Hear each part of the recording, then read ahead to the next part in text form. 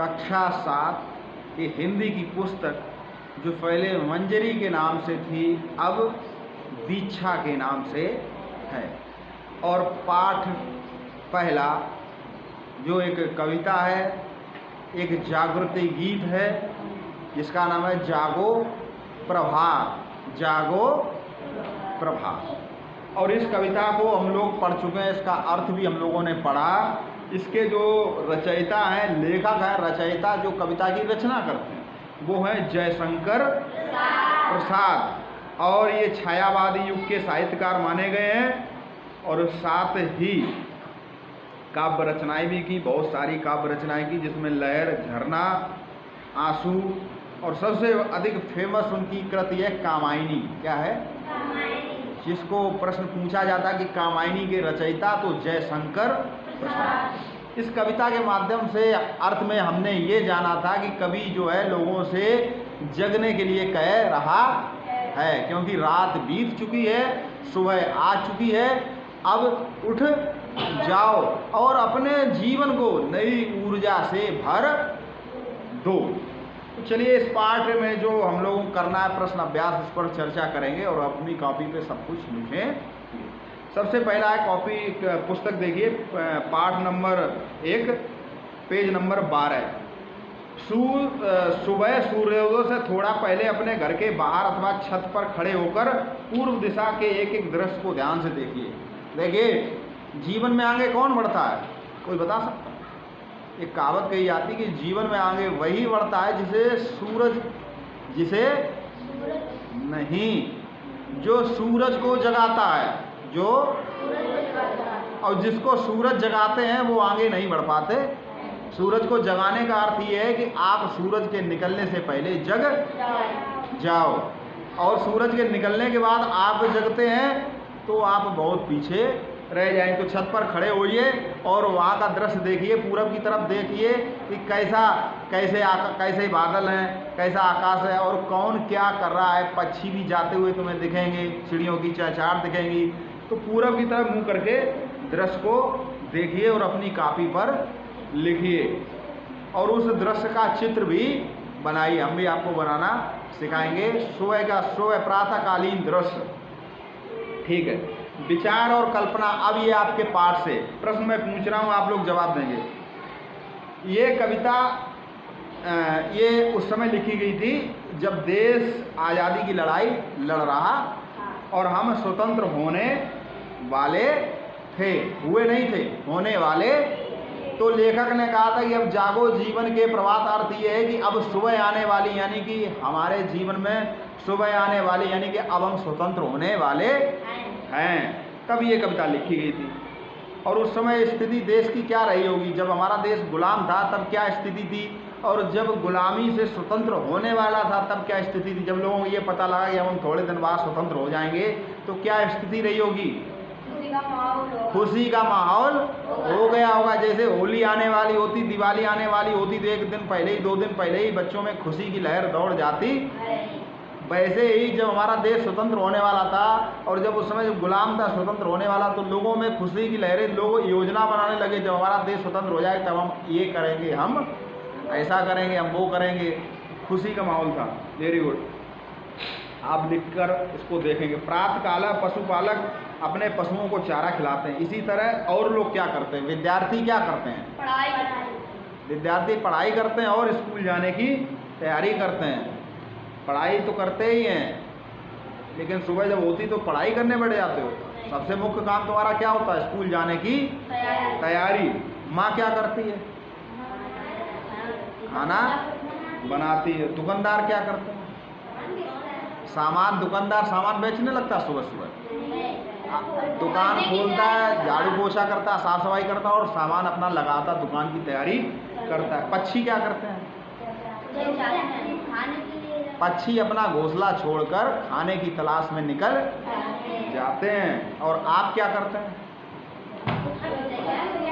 आप तो विद्यार्थी हैं, जो विद्यार्थी करते वही आप करेंगे। कविता में जीवन का जो संदेश छुपा है दिए गए विकल्पों में से उसे एक छांटिए। तो 3 विकल्प दिए गए, क्या क्या? सूर्योदय के लिए संदेश है कि जीवन में नई आशा का संचार करने के लिए, मलयवाद का आनंद लेने के लिए। तो कविता के माध्यम से किसे संदेश दिया गया? क्या सूरज को बताया गया? क्या सूरज को शिक्षा दी जा रही है? सूरज को संदेश दिया जा रहा है? जीवन में हमें जीवन में नई आशा का संचार करने का संदेश कवि ने प्रातः काला पृथ्वी पर फैले, जो प्रातः काल में पृथ्वी पर फैले ओसकड़ों को क्या कहा? ओसकड़ के बारे में क्या कहा? ये ओसकड़ की तुलना किससे की? दुख से। किससे? आंसुओं से। Very good. उषा द्वारा ओस बटोरने का क्या आशय है? उषा कैसे ओस बटोरती है?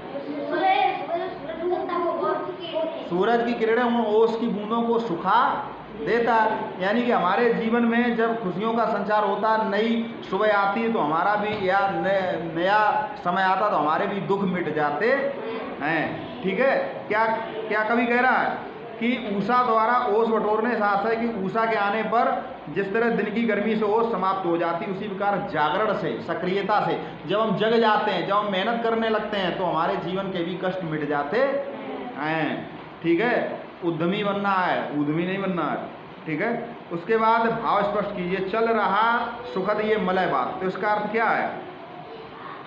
चल रहा सुखद ये मलय बात, तो भाव इसका ये है कि कवि ये कहता है कि अब प्रभात हो गई है, सुबह हो गई है, शीतल मंद हवा चलने लगी है, अब इससे आप मिलो और आपके जीवन के सभी दुख मिट चुके हैं, क्योंकि अब आप जाग चुके हैं। Very good. उसके बाद कलरव से उठकर बैठो, तो कलरव से उठकर बैठने का मतलब क्या है? पक्षियों की जो चहचहाट होती उससे मिलो। सुबह उठोगे तभी तो मिल पाओगे, और 10 बजे उठोगे तो मिलेगी पक्षियों की चहचहाट? नहीं मिलेगी। उसके बाद रजनी की लाज को स्पष्ट करने के लिए नीचे 4 अर्थ दिए गए। तो उसमें कवि ने किससे तुलना की? अंधकार से, शर्म से, अज्ञान से, आलस्य से। देखिए, करत करी तो तुलना तो उसने सबसे की, लेकिन कविता के माध्यम से रजनी की लाज मतलब अंधकार से। क्या कह रहा वो? अंधकार जो तुम्हारे जीवन में, देखिए सभी के अर्थ एक जैसे हैं, तो मुख्य क्या है? अंधकार। तुम्हारे जीवन का अंधकार अब मिट गया। कविता की 2 पंक्तियों को पढ़िए। चल रहा सुखद ये मलय बात, और अरुणाचल में चल रही बात। तो ये वात और बात में क्या फर्क है?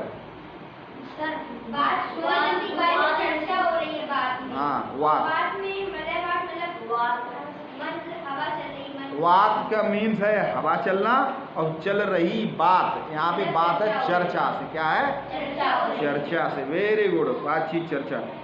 आज बातचीत हो रही थी कि ऐसा हुआ, या आज बातचीत हो रही कि कल ऐसा होगा। ठीक है। उसके बाद अरुणाचल के योग से अरुण प्लस अंचल के अरुणाचल बना। इसी तरह हिम में क्या मिला दे, जो क्या बन सकता है? अंचल जोड़ के हिमांचल है। उत्तर में जोड़ देंगे अंचल तो क्या हो जाएगा? उत्तरांचल। उसके बाद जो आपका पेज पलट लीजिए, पूर्व में अगर जोड़ देंगे तो क्या हो जाएगा? पूर्वांचल। क्या हो जाएगा? 7 सिस्टर जिनको बोलते हैं, 7 प्रदेश। और सोन में अगर अंचल बोल देंगे हो जाएगा सोनांचल, और कोयला में अगर अंचल जोड़ देंगे वो हो जाएगा कोयलांचल, यहाँ कोयला पाया जाए। और नीला में अंचल जोड़ देंगे हो जाएगा नीलांचल। Very good. अब ये कविता है पढ़ने के लिए, तो आप इसको खुद पढ़ेंगे। तो इस पाठ के आप प्रश्न उत्तर कर लेंगे? प्रश्न उत्तर समझ गए? आप लोग अपनी किताब से छांट कर अपने बुद्धि और विवेक से और हमसे पूछकर सहायता से इन प्रश्नों के उत्तर आप स्वयं अच्छी राइटिंग में करें। कि अब अगला पाठ हमारे पास होगा बहुत अच्छा पढ़ने के लिए। और साथ ही इसमें देखिए कविता भी है गोपाल कृष्ण कौल की, कि देश हमें देता है सब कुछ, हम भी तो कुछ देना सीखें। सूरज हमें रोशनी देता, हमें नया जीवन देती है। भूख मिटाने को हम सबको धरती पर होती खेती है, और औरों का भी हित हो जिसमें हम ऐसा कुछ करना सीखें। पथिकों की जलती दोपहर में पेड़ सदा देते हैं छाया, खुशबू भरे फूल देते हैं हमको नव फूलों की माला। त्यागी तरुओं के जीवन से हम भी तो कुछ जीना सीखें। और जो अनपढ़ हैं उन्हें पढ़ाएं। सबसे बड़ी बात, सबसे बड़ा दान विद्या दान। जो अनपढ़ हैं उन्हें पढ़ाएं, और जो चुप हैं उनको वाणी दें, और जो पिछड़ा है उसे बढ़ाएं, प्यासी मिट्टी को पानी दें। और हम मेहनत के दीप जलाकर नया उजाला करना सीखें। इसको आप पढ़ना सीखें। और जय जवान जय किसान का नारा हमारे भारत के पूर्व प्रधानमंत्री श्री लाल बहादुर शास्त्री ने दिया। अगला पाठ बहुत अच्छा आने वाला है, राजधर्म। इसको हम लोग अगले बेला में, अगले पीरियड में पढ़ेंगे। इसको आप बहुत अच्छे से लिखेंगे। ठीक है।